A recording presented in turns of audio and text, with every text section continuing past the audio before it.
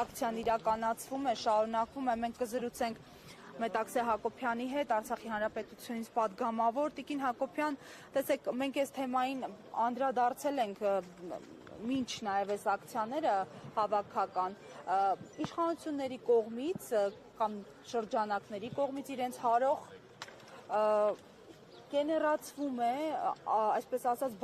բաժանարար գծեր, ատելություն, հենց արցախցիները փորձում են հիշեցնել իրենց գոյության մասին։ Սրա ելքը դուք ինչպես եք տեսնում, իշխանությունները փաստացի միտված չեն, թեև պնդում են, որ ամեն ինչ անում են հանուն արցախցիների, լուծել խնդիրները, անգամ ամենաբարձր մակարդակով հայտարարություններ են արում։ Ես մեջբերեմ Արսեն Թորոսյանին։ Ես նոր գալիս ակցիային ճանապարհին հենց դա էի մտածում, որ այն իրավիճակում, որ գտնվում են արցախցիները փոխանակ Հայաստանում, հենց իշխանությունների կողմից ընկալվեին որպես սիրտ ու հոգի, հակառակը դիտարկվում են որպես այսպես ինչ-որ սոցիալական ծրագրերի, կներեք ես բառիս համար, բայց ես այդպես եմ ընկալում, մատերիալ։ Եվ իրականում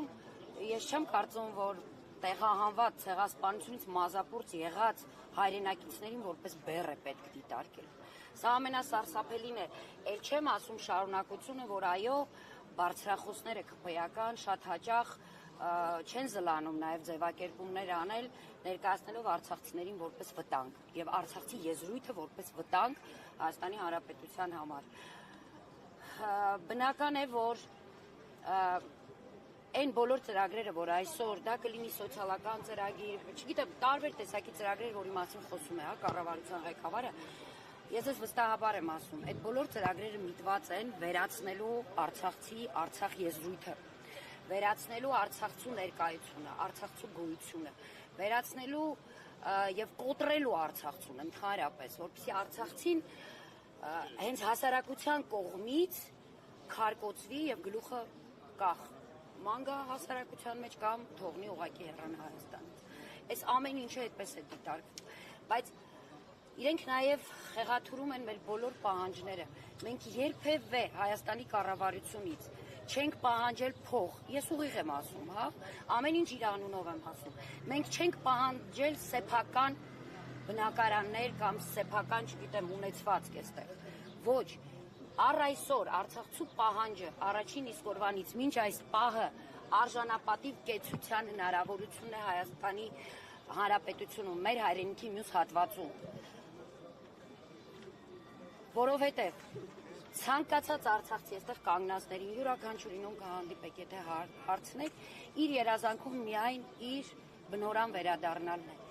Եվ ցավալին այն է, որ մենք մեր հայրենիքի այս հատվածում այս անհայրենիք ենք զգում։ Եվ դա անում են միայն այս իշխանությունները։ Իրենց ամենօրյա տերորի, բռնաճնշումների,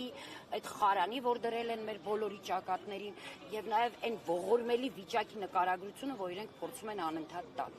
Տիկին Հակոբյան, ասիկ բոլոր արցախցիների երազանքը մեկն է վերադարձ հայրենիք, բնորան, այս պարագայում ինչպես եք դիտարկում, արդյոք իրատեսական է այս իշխանության աշխարհաքաղաքական համատեքստում վերադարձի տեսլականը։ Աշխարհաքաղաքական համատեքստի իրավիճակում շատ լավ երևում է հենց տեսլականը վերադարձի, բայց ոչ այս իշխանությունների ներկայությամբ ու գոյությամբ, որովհետև այն նույն հարթակների անունից, երբ կառավարության ղեկավարը խոսում է, որ չկա Արցախի հարց, փակ է Արցախի հարցը, վերջացել է Արցախի հարցը, այդ նույն հարթակներում մեզ բոլորիս ասում են այդ նույն հարթակներից, որ հակառակը արցախցիների հարցը իրավունքի, վերադարձի հարցը փակված չէ եւ այդ հարթակներում բաց են քննարկումների համար։ Հետեւաբար իհարկե դա մեզ համար ոչ թե զուտ երազանք է կամ հույս, որով մենք ուղղակի ապրում ենք, այլ մենք շատ այսպես իրատեսական ենք համարում եւ տեսնում ենք հենց այն ճանապարհը, որով կան հնարավորություններ վերադառնալու Արցախ։ Բայց ինչ կարգավիճակով Տիկին Հակոբյան, երբ Հայաստանի վարչապետը Արցախը ճանաչեց որպես Ադրբեջանի կազմ, ինչ կարգավիճակով են պատկերացնում արցախայցյան վերադարձը։ Գիտեք, չնայած հենց նույն անձը վերջերս հայտարարում էր, որ միջազգային ողջ հանրությունը տեսնում է Արցախը Ադրբեջանի կազմում, ես կարող եմ հանգիստ նայելով իր աչքերին ասել, որ ինքը ուղղակի ստում է։ Իր հերթական ամպագորգոր ստերից մեկն է, որ ինքը ուղղակի հերանցնում է մեր հասարակությանը, որովհետև Արցախի հարցը միջազգային հանրության համար փակ չէ։ Ղարաբաղի հիմնախնդիրը լուծված չէ։ դա միանշանակ եւ դա փաստում են նույն հենց տարբեր միջազգային կառույցներ, տարբեր պետություններ։ Դա զուտ Նիկոլ Փաշինյանի անձնական, դա նույնիսկ հայ ժողովրդի կարծիք չի, դա իր անձնական, իր սեփական կարծիքն է, իր միանձնյա որոշումն է տեսնել Արցախը Ադրբեջանի կազմում։ Եվ ես ես ասեմ, շատ կարևոր է, որ այս փուլում Արցախի հարցը տաք մնա, միանշանակ տաք մնա, ինչը որ մենք ենք անում, ինչը որ անում է հասարակ ժողովուրդը, երբ չի հրաժարվում իր բնորանից, երբ չի հրաժարվում իր արցախցի լինելուց։ Մնացածը միանշանակ, հա, դուք ասում եք ինչ կարգավիճակով, դա բանակցային գործընթացի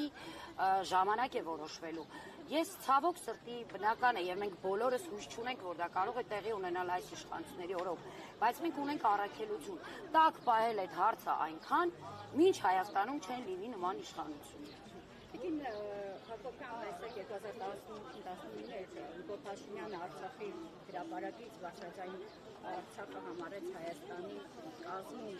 արդյոք չէ պատրաստվում հենց արցախյան իշխանությունները, արցախյան օրենսդիրը, գործադիրը հենց այդ նախադասության եւ իրան հաջորդող նախադասության համար միջազգային կառույցների դիմի հենց այս երկու հակառակ հայտարարությունների համար։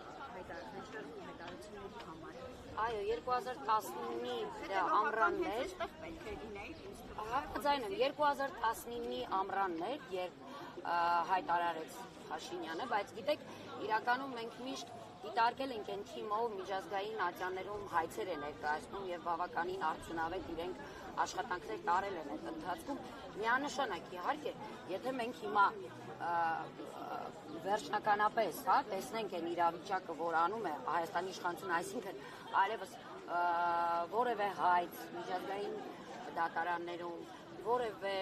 չգիտեմ, կամ փակվում է, ընդհանրապես չի խոսում մեր բռնի տեղահանության ու ցեղասպանության մասին, միանշանակ մենք տարբեր խողովակներով անելու ենք, իհարկե անելու ենք։ Իհարկե մենք չենք լռելու եւ այլևս այսուհետ օգտագործելու ենք այն բոլոր ռեսուրսները, որոնք մեր ձեռնարկած կան։ Շաբաթ օրը մեկնարկած հանրահավաքը սոցիալական աջակցության 40+10 ծրագրի հնչեղությամբ սկսվեց, մեկնարկի ավարտի օրվա վերջում արդեն նախաձեռնող խմբի անդամները հայտարարեցին, որ սոցիալական աջակցության այս բողոքի հնչեղությունից կանցնենք քաղաքական գործընթացների, եթե իշխանությունները հայաստանյան պահանջները չբավարարեն։ Ողջույն, այս մասով մի փոքր ինչ է ասում։ Նախ օրակարգային հիմնականում 3 հարց կար։ Այո, արժանապատիվ կեցության իրավունքի իրացումը մեր հայրենիքի այս հատվածում, որը իր մեջ ներառում է բոլոր սոցիալական ծրագրերի խելամիտ իրագործումը։ Հաջորդը, այդ ամենը մինչ մեր հավաքական վերադարձ, այսինքն հավաքական վերադարձի պահանջ ևս եւ մեր գերիների շուտապույտ վերադարձի ուղղությամբ տարվող աշխատանքներ, հիմնական պահանջները սրանք են եղել միանշանակ եւ խորհուրդը ժամանակ է տվել պատասխան ստանալու համար։ Իհարկե, մենք բոլորս ակնկալում ենք, կարող է լինել երկու պատասխան, կարող է լինել այո, ենթադրենք, հա, չենք բացառում։ Այոյի դեպքում բնական է արդեն այլ ուղղություն ունենանք եւ կարող է լինել ոչ։ Ոչի դեպքում բնական է այ ինչպես որ հայտարարել է խորհուրդը, կլինեն արդեն այլ մոտեցումներ, որը բնականաբար որի մասին մենք խոսենք հիմա դեռևս շուտ է, քանի դեռ պատասխան չենք ստացել։ Ես շնորհակալ եմ։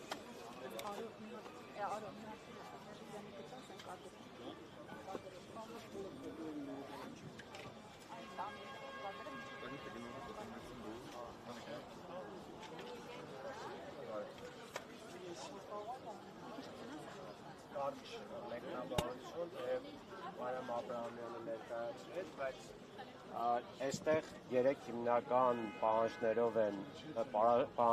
են եկել, ներողություն։